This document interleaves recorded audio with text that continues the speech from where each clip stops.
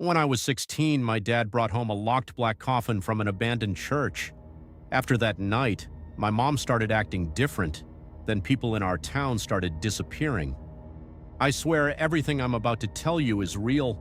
I know it sounds insane, but after what happened to my family, I stopped caring whether people believe me or not. My name's Caleb, and this happened in a small town in Pennsylvania when I was 16 years old. Back then, my dad worked for a company that cleaned out old abandoned buildings. Basically, if somebody died or a place got shut down, his crew handled everything left inside. Most nights he came home tired and angry, but one night, he came home terrified. I remember hearing his truck pull into the driveway around midnight. The second he walked inside, I noticed something was wrong. His clothes were covered in dirt, his hands shaking badly. And behind him, two men were carrying a long black coffin into our house. An actual coffin. My mom stood up immediately. "What the hell is that?" Dad shut the front door fast and whispered, "Keep your voice down." The men carried the coffin into our basement. The entire time, Dad kept looking out the windows nervously like someone had followed him home.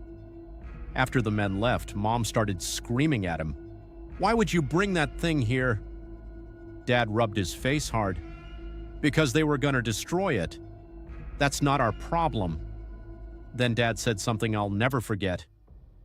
"You didn't see the inside of that church." The room went silent. Even as a kid, I could tell something serious had happened. Mom lowered her voice. "What was inside?" Dad looked toward the basement door, then whispered, "Chains." That single word made my stomach tighten. Mom asked him where he found it. Dad said his crew had been clearing out an abandoned church deep in the woods outside town.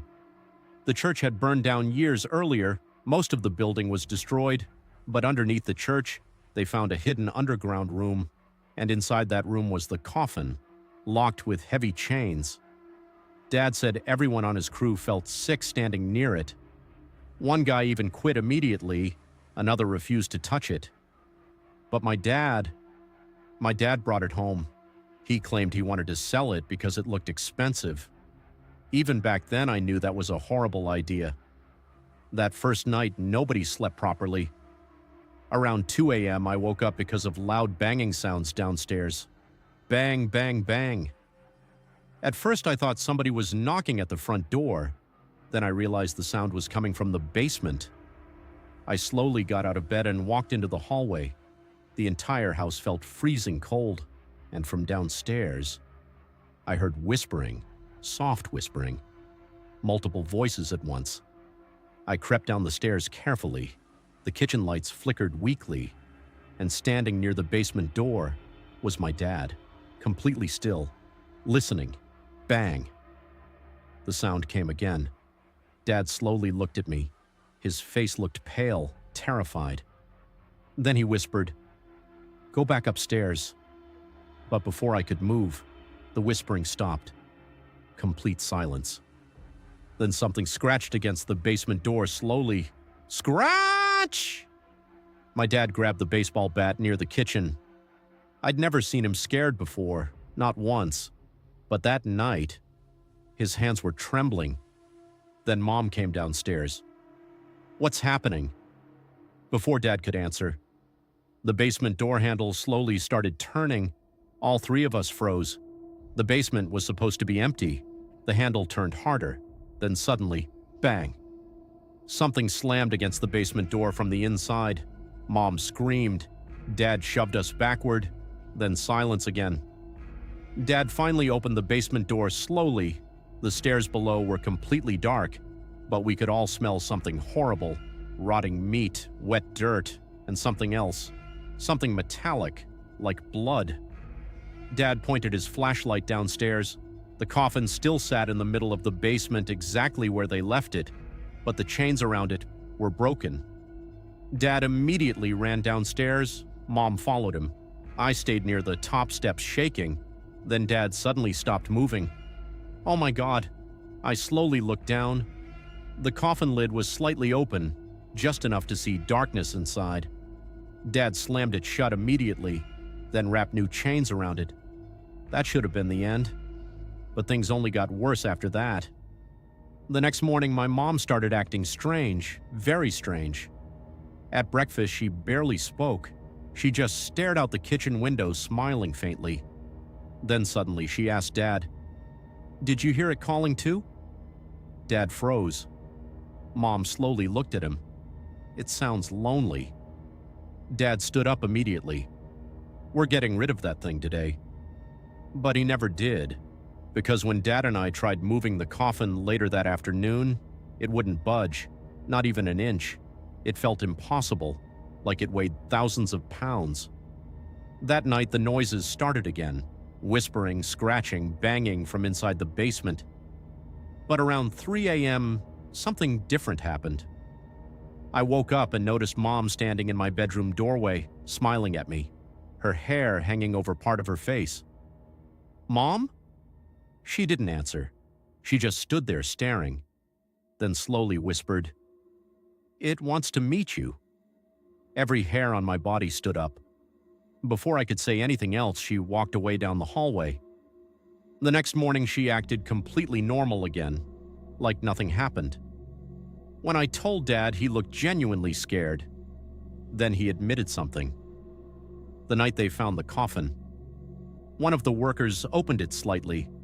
Inside, they found no body, only darkness and whispering voices. Dad said the worker disappeared the next day. Nobody ever found him. 3 days later, people in town started vanishing. First, it was a homeless man, then a gas station clerk, then a teenage girl from our school. Police thought a serial killer was targeting the town. But I knew something else was happening, because every night, I heard footsteps inside our house, slow footsteps, coming from the basement. One night I finally looked downstairs, and I wish I hadn't. The basement door stood open slightly. A dim light flickered below. I slowly walked down the stairs holding my phone flashlight. The smell hit me immediately, rotten flesh.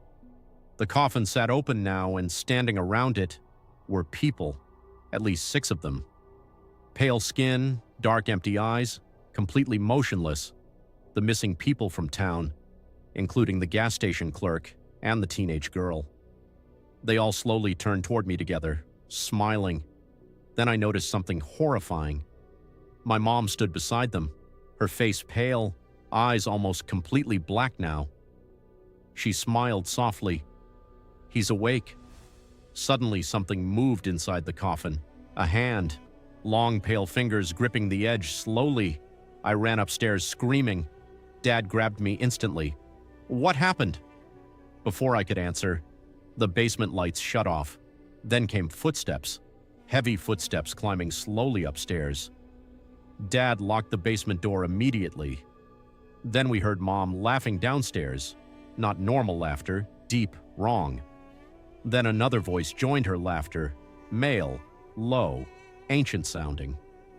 Dad grabbed the car keys. "We're leaving now." We ran outside into the rain, but when Dad tried starting the truck, it wouldn't start. The headlights suddenly turned on by themselves, and standing in front of the truck was my mom. Except she didn't look human anymore. Her mouth stretched too wide, her eyes completely black. And behind her stood dozens of pale figures from the basement, watching us silently. Dad screamed at me to run. Then he grabbed the shotgun from the truck. He fired once. Boom. My mom didn't even flinch. Instead, she smiled wider. Then all the figures rushed toward us together. I ran into the woods behind our house. I could hear screaming behind me, Dad screaming, then silence. I never saw him again. Police found our house burned down the next morning. No bodies, no coffin, nothing. Mom disappeared completely. So did my dad. But the worst part happened 6 months later. I received a package with no return address. Inside was an old photograph. It showed my family standing in front of our house smiling. But behind us, visible through the basement window, was a tall, dark figure staring directly at the camera. On the back, someone had written, "We miss you." And underneath that, in my mom's handwriting, Come home, Caleb.